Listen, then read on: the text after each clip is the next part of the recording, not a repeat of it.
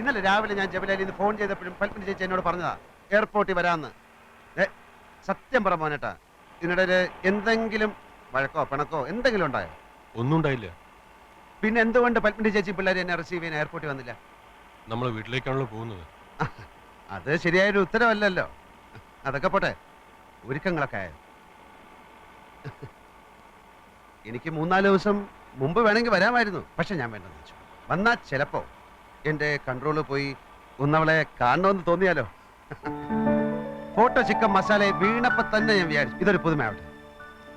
കല്യാണ പെണ്ണിനെ കല്യാണ പന്തൽ ആ നിമിഷം ആദ്യമായി കാണുക, അതൊരു ത്രില്ലല്ലേ. മോനേട്ടൻ കുട്ടിയെ പറ്റി ഒന്നും പറഞ്ഞില്ല. ധാരാളം സംസാരിക്കുന്ന ടൈപ്പാണോ അതോ മിണ്ടാ പൂച്ചയാണോ? ഫ്ലൈറ്റ് ടേക്ക് ഓഫ് ചെയ്യാനുള്ള അനൗൺസ്മെന്റ് കേട്ടപ്പോൾ ഞാൻ ഓടുകയായിരുന്നു. അതുവരെ ചില ചില്ലറ ഷോപ്പിങ്ങിൽ ഞാൻ മുഴുകിയിരിക്കുകയായിരുന്നു. ഭംഗിയുള്ള ചില ലേഡീസ് വാച്ചുകൾ, കമ്മലുകൾ. ആർക്കാണെന്ന് പറയണ്ടല്ലോ. എന്റെ കൂടെ ജോലി ചെയ്യുന്ന രാമനാട്ടുകരയിലുള്ള ഒരു വാസുദേവൻ, അവൻ പെണ്ണിന്റെ കഴുത്തിൽ താലി കെട്ടിയപ്പോ കൈവറച്ചത് അവിടെയൊക്കെ പാട്ടാ. വീഡിയോ ക്യാഷിൽ ആ ഭാവം മാറ്റി കളഞ്ഞു. അങ്ങനെ കല്യാണ ക്യാഷിൽ ഇപ്പൊ താലി കെട്ട് മാത്രമില്ല. എനിക്കങ്ങനെ ഒരു പ്രശ്നമേ ഉണ്ടായി. പക്ഷെ 10,000 പേര് ആ സമയത്ത് നമ്മളെ മാത്രം ഇങ്ങനെ നോക്കി നിൽക്കുമ്പോ അതൊക്കെ നമ്മൾ എന്തിനാ ശ്രദ്ധിക്കുന്നല്ലേ? മോഹനേട്ടന് ടെൻഷൻ ഉണ്ടായിരുന്നു? ഓർമ്മയില്ല.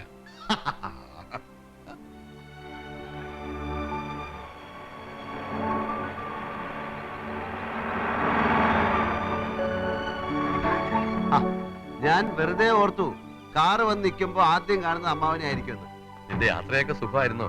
ബാല, ഈ സാധനമൊക്കെ എടുത്ത് അകത്ത് വെക്കി. പന്തല് കൊള്ളാം, കുറച്ചുകൂടെ അലങ്കാരങ്ങളാകാമായിരുന്നു അല്ലേ? നീ അതോട്ട് കയറി. ഒരു കല്യാണത്തിന്റെ തലേ ദിവസം കാണേണ്ട ഒച്ചയും ബഹളം ഒന്നും ഇവിടെ കാണുന്നില്ലല്ലോ. ഓ, നിങ്ങളൊക്കെ ഇവിടെ ഉണ്ടല്ലേ.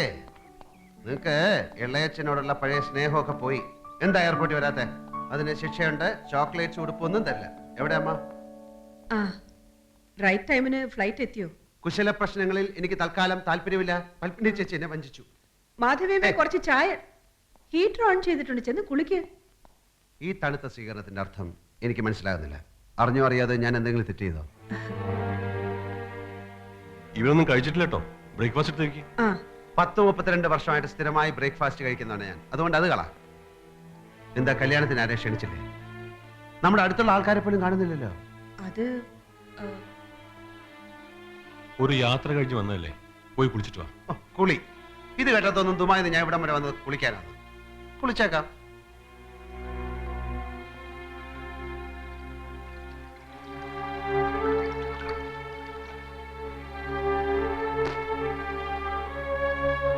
കുളി കഴിഞ്ഞു, ബ്രേക്ക്ഫാസ്റ്റ് കഴിച്ചു. ഇനി ഞാൻ എന്താ ചെയ്യേണ്ടത്? നിനക്ക് 2 മാസത്തെ ലീവ് ഉണ്ടെന്നല്ലേ പറഞ്ഞത്? അതെ, പക്ഷെ ആ കുട്ടിയുടെ വിസ ശരിയാവുകയാണെങ്കിൽ അതിനു മുമ്പ് കിടക്കും. അവിടെ ഫുൾ ഗ്യാങ് കാത്തിരിക്കുകയാണ്. നീ ഇരിക്ക്.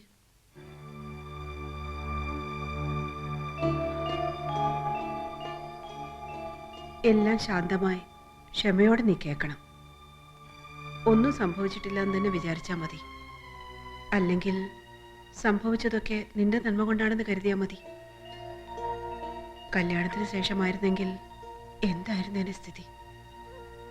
2 മാസം ഉണ്ടല്ലോ.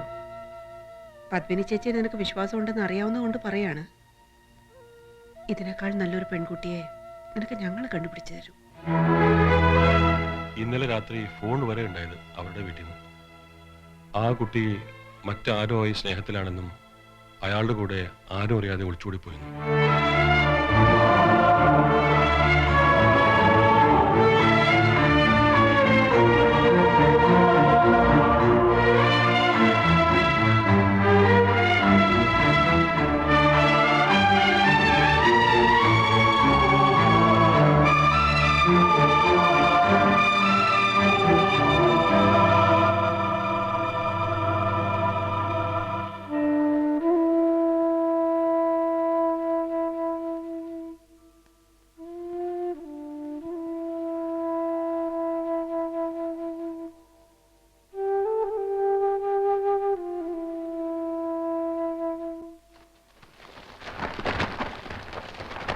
വായനക്കാരുടെ കത്തുകൾ പോസ്റ്റ്മാൻ തലച്ചുമടായിട്ട് ആഫീസിലേക്ക് കൊണ്ടുവരുന്നത്.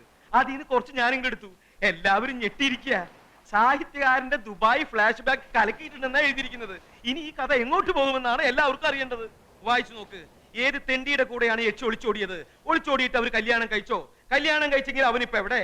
അവൻ ചത്തോ അതോ പ്രസവിച്ചോ? നോക്ക്. പറഞ്ഞതുപോലെ അവനിപ്പോ എവിടെ? സാഗറിനെ അയാളെ അറിയില്ലേ? എപ്പോഴെങ്കിലും കണ്ടിട്ടുണ്ടോ? ഞാൻ എന്തിനാ അയാളെ കാണണം? കാണണല്ലോ. സാഹിത്യകാരനും അയാളും കണ്ടുമുട്ടുന്നതല്ലേ അടുത്ത ലക്കം. ഓഹോ, അങ്ങനെയാണോ അടുത്ത ലക്കം? എന്നാലല്ലേ ഒരു സംഘട്ടനത്തിനും 5-6 കിണ്ണം ഡയലോഗിന് ചാൻസ് ഉള്ളൂ. സാഹിത്യകാരനെ ചതിച്ച അവന്റെ മോന്തക്കിട്ട് പടപടാന്ന് 2 എണ്ണം കൊടുക്കുന്നത് വായനക്കാരനെ എന്തൊരു കോരിത്തെരിപ്പായിരിക്കും. സാഗർ ബുദ്ധിമുട്ടണ്ട. ആദ്യം പല്ലും നഖവും ഉപയോഗിച്ച് അവനെ കണ്ടുപിടിക്കുന്ന കാര്യം ഞാൻ ഏറ്റു. അല്ല, ഞങ്ങൾ ഏറ്റു.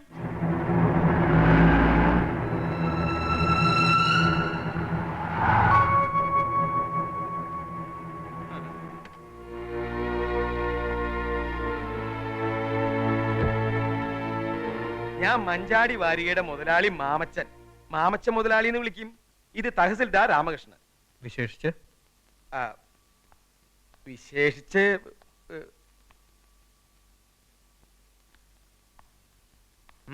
പേഴ്സണലായിട്ട് കുറച്ച് കാര്യങ്ങൾ സംസാരിക്കാനുണ്ട്. ആളിനെ അന്വേഷിച്ച് കണ്ടുപിടിക്കാൻ ഞങ്ങൾ ചില്ലറയൊന്നുമല്ല പാടുപെട്ടത്. കാറ് കൊണ്ടുവന്നിട്ടുണ്ട്. നമുക്ക് പുറത്ത് എവിടെങ്കിലും പോയിരുന്ന് വിശദമായിട്ട് സംസാരിക്കാം. കാര്യം എന്താ? കാര്യം ഇവരിവിടെ നിൽക്കുമ്പോ ഭാര്യയുടെ മുമ്പിൽ വെച്ച് പറയാൻ പറ്റിയ വിഷയമല്ല. അതാ ഞങ്ങൾ കിടന്ന് പരുങ്ങുന്നത്. നിങ്ങൾ കാര്യം പറയും മിസ്റ്റർ. സാഗർ കോട്ടപ്പുറത്തിന്റെ ഗസറ്റഡ് യക്ഷി വായിക്കാറുണ്ടോ? ഇല്ല. ഓ, അതെന്റെ മഞ്ചാടിയിലെ തുടരനാ. ഗസറ്റഡ് യക്ഷി എന്ന് വെച്ചാൽ തഹസിൽദാർ പ്രിയദർശിനി, പഴയ പ്രിയദർശിനി. ഇവൾ നായകനെ ചതിക്കുന്നു എന്ന് വെച്ചാ കല്യാണത്തലേത് കാമുകന്റെ കൂടെ ഒളിച്ചോടുന്നു. നോവൽ അവിടെ സഡൻ ബ്രേക്ക് ഇട്ട പോലെ നിൽക്കുക. ഒളിച്ചോടിയിട്ട് പിന്നെ എന്താ സംഭവിച്ചത്? ആ കാമുകൻ വേറെ പെണ്ണ് കിട്ടിയെന്ന് ഇവിടെ വന്നപ്പോ മനസ്സിലായി. അതെങ്ങനെ സംഭവിച്ചു? ഇതന്വേഷിക്കാനാണോ കാർ എടുത്ത് പുറപ്പെട്ടത്? നിങ്ങൾ കാരണം വിദ്യാസാഗർ എന്ന ചെറുപ്പക്കാരന്റെ ജീവിതം തൊലഞ്ഞു. ഇറങ്ങണം മിസ്റ്റർ. വീട്ടിൽ നിന്ന് ഇറങ്ങാൻ. ഗസറ്റഡ് യക്ഷിയുടെ അടുത്ത Get out, I say. വന്നേ.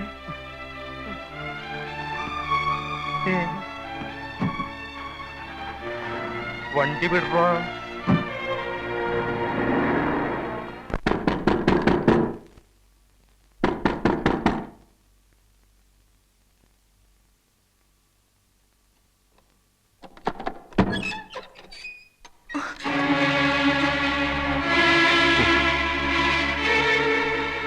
ഞാൻ പഴയ വിദ്യാസാഗർ.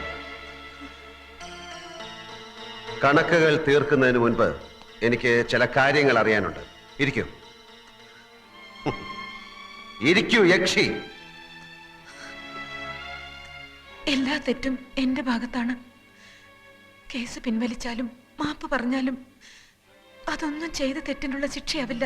വേണ്ട വേണ്ട, കേസൊന്നും പിൻവലിക്കേണ്ടെന്ന് വക്കീലിനോട് ഞാൻ പറഞ്ഞല്ലോ. മാപ്പും പറയണ്ട. കേസ് പിൻവലിക്കാത്ത, മാപ്പ് പറയാത്ത നിന്നെയാണ് എനിക്ക് ആവശ്യം. അക്കാര്യത്തിലേക്ക് നമുക്ക് പിന്നീട് കടക്കാം. നീ എന്നൊരു കാമുകന്റെ കൂടെ ഒളിച്ചോടിപ്പോയല്ലോ. അവനിപ്പോ എവിടെ? പറയൂ കുട്ടി, അവനിപ്പോ എവിടെ? അവൻ മറ്റൊരു പെണ്ണിനെ കെട്ടി സുഖമായി ജീവിക്കുന്നു അല്ലേ? അതെന്താ പറ്റി? നിന്നെ മടുത്തപ്പോ അവൻ നിന്നെ ഉപേക്ഷിച്ചോ? അതോ നിനക്ക് മടുത്തപ്പോ നീ അവനെ ഉപേക്ഷിച്ചോ? അങ്ങനെ ഒരു പ്രേമബന്ധം ഉണ്ടായിരുന്നെങ്കിൽ നീ എന്തിന് ഞാനുമായിട്ടുള്ള കല്യാണത്തിന് സമ്മതിച്ചു? ഓക്കെ, അത് നീ നിന്റെ വീട്ടുകാരുടെ നിർബന്ധത്തിന് വഴങ്ങിയതാവാം. എനിക്ക് ഒരേ ഒരു ചോദ്യമേ ഉള്ളൂ. ഒളിച്ചോടി കഴിഞ്ഞതിന് ശേഷമെങ്കിലും അതറിയിക്കാൻ എനിക്കൊരു ഫോൺ കോൾ നീ എന്തായാലും ചെയ്തില്ല. സങ്കല്പത്തിൽ മാത്രം കണ്ട പെൺകുട്ടിയെ സ്നേഹിച്ച വിഡ്ഢിയായ വിദ്യാസാഗറിന് ഒരു ഫോൺ കോൾ നിനക്ക് തരാൻ ദിവസങ്ങളോളം സ്വരുക്കൂട്ടി വെച്ച 100 കൂട്ടം സമ്മാനങ്ങളുമായി കല്യാണ തലേന്ന് വീട്ടിലെത്തിയ മണ്ടനായ വിദ്യാസാഗറിന് ഒരേ ഒരു ഫോൺ കോൾ നീ എന്തുകൊണ്ട് ചെയ്തില്ല? പറഞ്ഞോളൂ. ഞാൻ പറഞ്ഞല്ലോ, എന്ത് ശിക്ഷ വേണമെങ്കിലും തന്നോളൂ. എന്നോടൊന്നും ചോദിക്കരുത്. ചോദിക്കാതിരിക്കുന്ന എങ്ങനെ? പറയൂ. ഇത്രയും വലിയ ഷോക്ക് തന്ന് എന്റെ ജീവിതം നശിപ്പിച്ചെന്തിനാ? പറയൂ. ഗൾഫിലെ കൂട്ടുകാരും പരിചയക്കാരും നാട്ടുകാരും ബന്ധുക്കളും എല്ലാവരുടെ മുൻപിൽ നീ എന്നെ പരിഹാസ്യനാക്കി. നാണക്കേട് കാരണം ഞാൻ ഗൾഫിലേക്ക് മടങ്ങിപ്പോയില്ല. അങ്ങനെ നല്ല ശമ്പളം ഉണ്ടായിരുന്ന എന്റെ ജോലി പോയി. ജീവിതത്തോടെ എനിക്ക് പകയായി. നാടും വീടും വിട്ടു. കുടിച്ച് ലക്കുകെട്ട് ഓടെ കടന്നു. എന്നിട്ടും സങ്കടങ്ങൾ തീരാതെ വന്നപ്പോ മനസ്സമാധാനത്തിന് വേണ്ടി ഞാൻ എന്തൊക്കെ എഴുതി. അങ്ങനെ അടി ഞാനൊരു പീറ എഴുത്തുകാരനായത് അറിയാമോ നിനക്ക്? വിടില്ല നിന്നെ ഞാൻ. എന്തിനെന്നെ നീ ചതിച്ചു എന്ന് പറയാതെ വിടില്ല. പറ. എനിക്കൊന്നും പറയാനില്ല. എന്നെ കൊന്നോളൂ, സന്തോഷത്തോടെ ഞാൻ മരിക്കും. എന്നാൽ എന്റെ ചോദ്യത്തിന് നീ മറുപടി പറയില്ല. മരണത്തിൽ കുറഞ്ഞ ഒരു ശിക്ഷയും ഞാൻ അർഹിക്കുന്നില്ല. അപ്പൊ പറയില്ല എന്നാ കേട്ടോളൂ. ഒറ്റയടിക്ക് നിന്നെ കൊല്ലാൻ എനിക്ക് താല്പര്യമില്ല. അണുവായി നീ നശിക്കണം. ഞാൻ അനുഭവിച്ച വേദനയുടെ 100 ഇരട്ടി അനുഭവിച്ച് നീറി നീ മരിക്കണം. അത് കാണാനാവും സാഗർ കോട്ടപ്പുറം ഇനി കാത്തിരിക്കുന്നത്.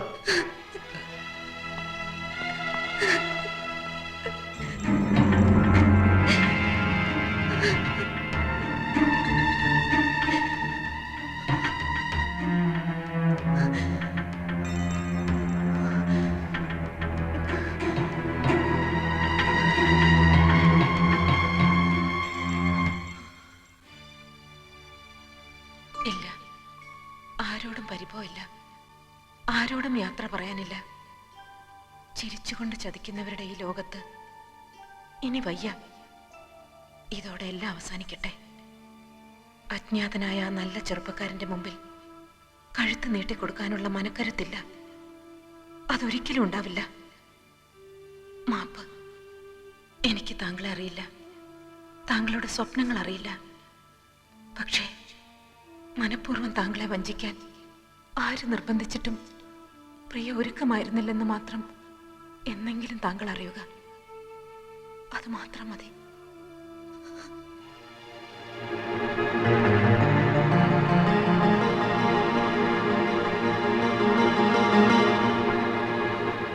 പ്രിയേ, പ്രിയേ, കതക് തുറക്കു കുട്ടി. പ്രിയേ,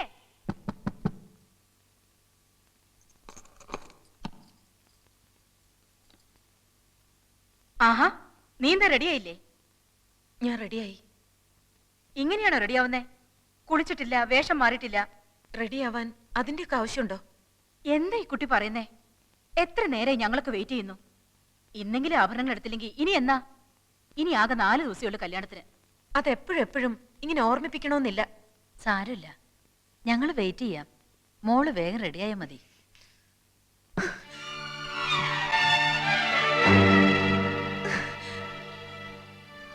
പിന്നെ ഇരിക്കണോ നീ? അമ്മയ്ക്ക് ധൃതി കാണുമെന്ന് എനിക്കറിയാം. എന്നെ എത്രയും പെട്ടെന്ന് വല്ലവന്റെയും തലയിൽ കെട്ടിവെച്ചിട്ട് അമ്മയ്ക്ക് മലേഷ്യയിലേക്ക് പറക്കണം, പുതിയ ഭർത്താവിന്റെ അടുത്തേക്ക്, അല്ലേ? ഇടയ്ക്കിടയ്ക്ക് നീയും അതെന്നെ ഓർമ്മിപ്പിക്കണമെന്നില്ല. വേണ്ട, ആരും എന്നെ ഒന്നും ഓർമ്മിപ്പിക്കണ്ട. അമ്മയ്ക്കൊരിക്കലും എന്നെ മനസ്സിലാക്കാൻ കഴിയില്ല. വല്യമ്മയ്ക്കെങ്കിലും എന്നെ മനസ്സിലാവില്ലേ?